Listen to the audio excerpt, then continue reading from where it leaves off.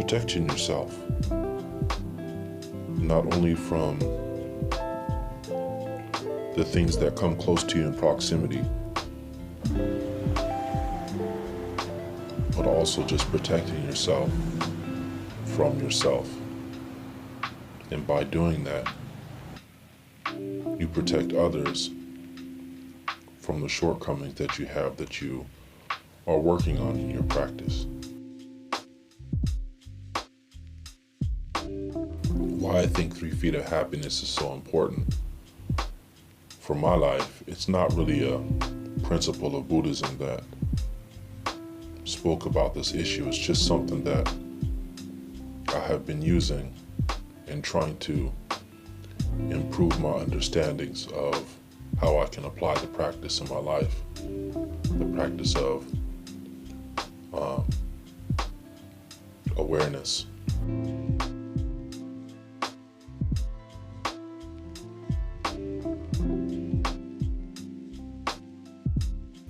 Look what's surrounding you. Look what's constantly being inside your 3-foot radius.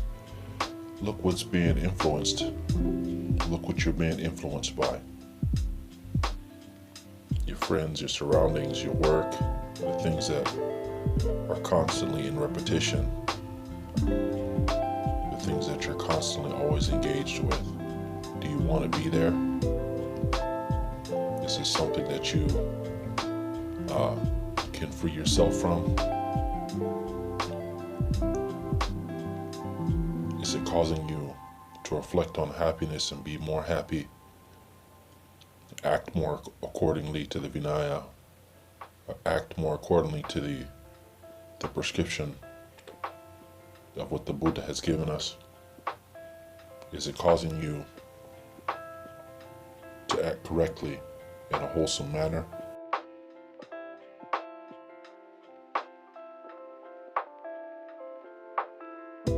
You have to guard yourself a lot. There's a lot of people. There's a lot of things. There's a lot of things that you're influenced by.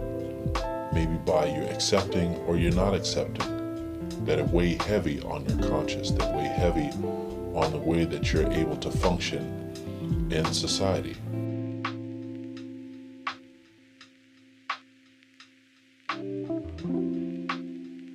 They use your senses as a garbage dump, and it makes you feel like trash. There's a lot of times where people reach out to me. I'm sure their intentions were very good.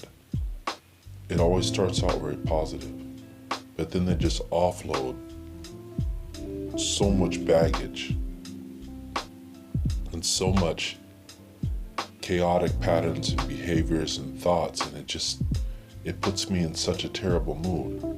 It puts me in such a depressive mood. It makes me feel so under weather. So that tells me right there that they have got way too close, more than 3 feet inside of my practice. You got to guard your practice from things that are trying to take away from you elevating on your practice. Look around you. Your karma is right underneath your feet.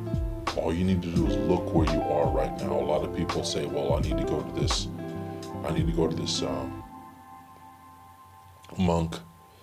I need to go to this special monk, and he's going to tell me about my karma, he's going to tell me about my past, future, or whatever. Look where you are right now. How can you not tell? Your decisions that you made put you where you are right now.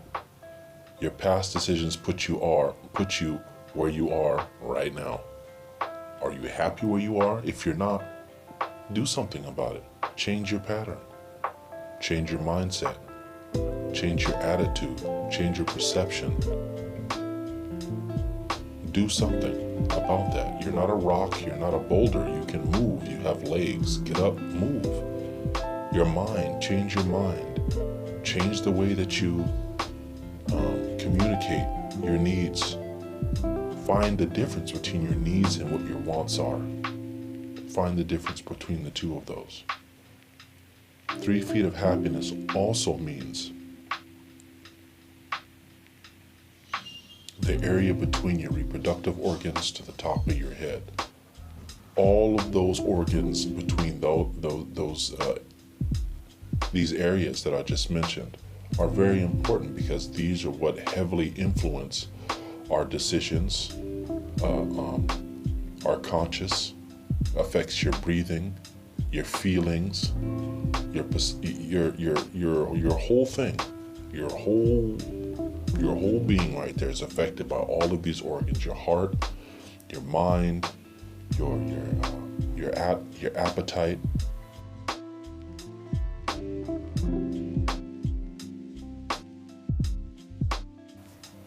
So it doesn't always just mean your surroundings. It also talks about the way that your senses are being used: your sight, your hearing, your speech, all of these things.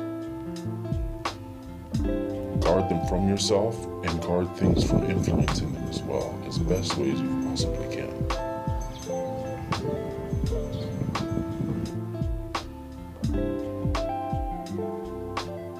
Sometimes it's just better to be alone and get into a routine of practice so you can work that into your system until it's firm in there. I was reading a book yesterday that was talking about delusional practice, or delusional wisdom, delusional panya, delusional wisdom.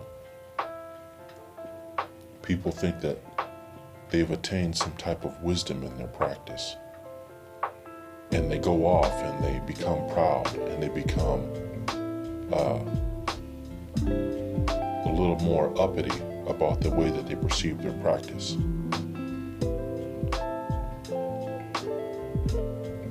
What they don't realize is that wasn't wisdom what they have learned. What they have learned was just something from memorization. They haven't actually applied the full wisdom. What they have been applying was the memorization.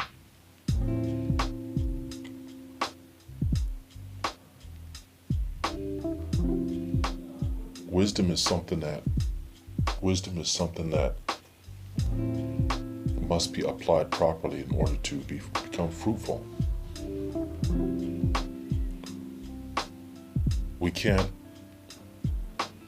can't be so overwhelmed by our own senses and be so intrigued by our own senses that we don't see that fact.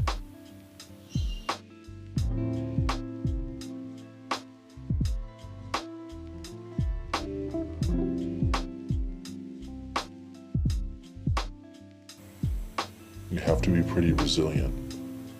You have to be very aware of the things that you encounter: good, bad, positive, negative, neutral. Be aware of them.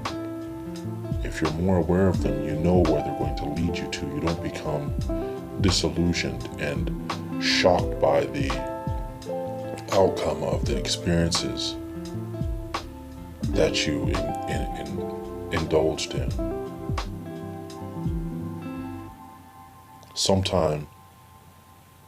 Sometimes parasitic, toxic, unwholesome, unhealthy habits come in the form of happiness.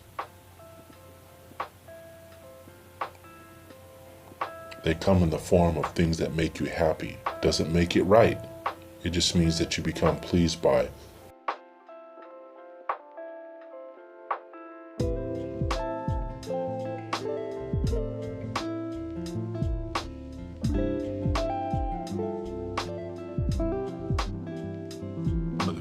Johns of Thailand, the masters, and they were saying that it's our likes that get us in trouble. We already know we don't particularly care too much for the things we dislike. It's the things that we like. We just open the floodgates and let it flow in. We don't check it. We just take it for how it is. But not today. Not today. Peace, blessings, love, and light.